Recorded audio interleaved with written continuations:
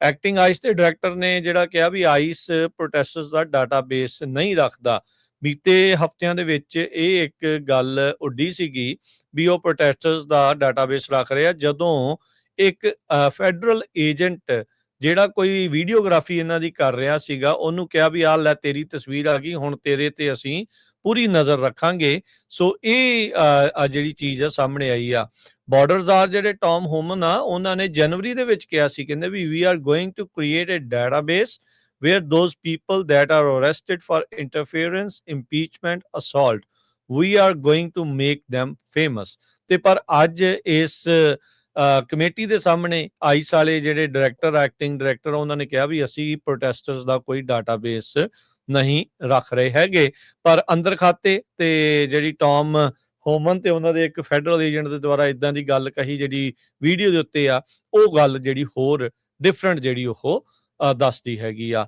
DHS ਦੇ ਜਿਹੜੇ leader ਆ, ਡਿਪਾਰਟਮੈਂਟ ਆਫ ਹੋਮਲੈਂਡ ਸਿਕਿਉਰਿਟੀ ਦੇ ਜਿਹੜੇ ਤਿੰਨੋਂ ਜਾਣੇ ਆ, ਉਹ ਕਹਿੰਦੇ ਵੀ ਅਸੀਂ ਕਮਿਟ ਕਰਦੇ ਹਾਂ ਵੀ ਰਿਪੋਰਟਸ ਜਿਹੜੀਆਂ ਆ ਉਹ ਜਿਹੜੀਆਂ ਆਊਟ ਕਰਾਂਗੇ ਐਲੈਕਸ ਪ੍ਰੈਟੀ ਤੇ ਰਨੇ ਗੁੱਡ ਦੇ ਮਾਮਲੇ ਦੇ ਵਿੱਚ, ਵੀ ਕੀ ਜਿਹੜਾ ਉਹ ਸਾਰਾ ਕੁਝ ਵਾਪਰਿਆ ਸੀ, ਜਦੋਂ ਇਨਵੈਸਟੀਗੇਸ਼ਨ ਜਿਹੜੀ ਉਹ ਪੂਰੀ ਹੋ ਜਾਵੇਗੀ। ਸੋ ਕਾਫੀ ਜਿਹੜਾ ਹਰਜੋਤ ਸਿੰਘ ਜੀ ਗੁੱਥਮ ਗੁੱਥਾ ਜਿਹੜਾ ਆ ਉਹ ਇਸ ਟਾਈਮ ਚੱਲ ਰਿਹਾ ਆ। ਸੋ ਲੈਟਸ ਸੀ ਆਉਂਦੇ ਸ਼ਾਮ ਤੱਕ, ਜਦੋਂ ਤੱਕ ਇਹ ਹੀਅਰਿੰਗ ਚੱਲਣੀ, ਆਉਂਦੇ ਕੁਝ ਘੰਟਿਆਂ ਤੱਕ, ਉਹਦੇ ਅਖੀਰ ਤੱਕ ਕੀ ਹੋਰ ਬਣਦਾ ਹੈ। ਐਕਟਿੰਗ ਆਈਸ ਦੇ ਡਾਇਰੈਕਟਰ ਨੇ ਜਿਹੜਾ ਕਿਹਾ ਵੀ ਆਈਸ ਪ੍ਰੋਟੈਸਟਰਸ ਦਾ ਡਾਟਾਬੇਸ ਨਹੀਂ ਰੱਖਦਾ। ਬੀਤੇ ਹਫ਼ਤਿਆਂ ਦੇ ਵਿੱਚ ਇਹ ਇੱਕ ਗੱਲ ਉੱਡੀ ਸੀਗੀ ਵੀ ਉਹ ਪ੍ਰੋਟੈਸਟਰਸ ਦਾ ਡਾਟਾਬੇਸ ਰੱਖ ਰਿਹਾ, ਜਦੋਂ ਇੱਕ ਫੈਡਰਲ ਏਜੰਟ ਜਿਹੜਾ ਕੋਈ ਵੀਡੀਓਗ੍ਰਾਫੀ ਇਹਨਾਂ ਦੀ ਕਰ ਰਿਹਾ ਸੀਗਾ, ਉਹਨੂੰ ਕਿਹਾ ਵੀ ਆਹ ਲੈ ਤੇਰੀ ਤਸਵੀਰ ਆ ਗਈ, ਹੁਣ ਤੇਰੇ ਤੇ ਅਸੀਂ ਪੂਰੀ ਨਜ਼ਰ ਰੱਖਾਂਗੇ। ਸੋ ਇਹ ਜਿਹੜੀ ਚੀਜ਼ ਆ ਸਾਹਮਣੇ ਆਈ ਆ।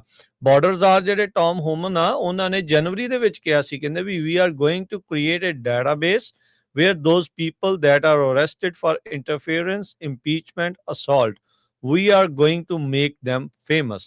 ਤੇ ਪਰ ਅੱਜ ਇਸ ਕਮੇਟੀ ਦੇ ਸਾਹਮਣੇ ਆਈਸ ਵਾਲੇ ਜਿਹੜੇ ਡਾਇਰੈਕਟਰ, ਐਕਟਿੰਗ ਡਾਇਰੈਕਟਰ, ਉਹਨਾਂ ਨੇ ਕਿਹਾ ਵੀ ਅਸੀਂ ਪ੍ਰੋਟੈਸਟਰਸ ਦਾ ਕੋਈ ਡਾਟਾਬੇਸ ਨਹੀਂ ਰੱਖ ਰਹੇ ਹੈਗੇ। ਪਰ ਅੰਦਰ ਖਾਤੇ ਤੇ ਜਿਹੜੀ ਟੌਮ ਹੋਮਨ ਤੇ ਉਹਨਾਂ ਦੇ ਇੱਕ ਫੈਡਰਲ ਏਜੰਟ ਦੇ ਦੁਆਰਾ ਇਦਾਂ ਦੀ ਗੱਲ ਕਹੀ, ਜਿਹੜੀ ਵੀਡੀਓ ਦੇ ਉੱਤੇ ਆ, ਉਹ ਗੱਲ ਜਿਹੜੀ ਹੋਰ ਡਿਫਰੈਂਟ ਜਿਹੜੀ ਉਹ ਦੱਸਦੀ ਹੈਗੀ ਆ।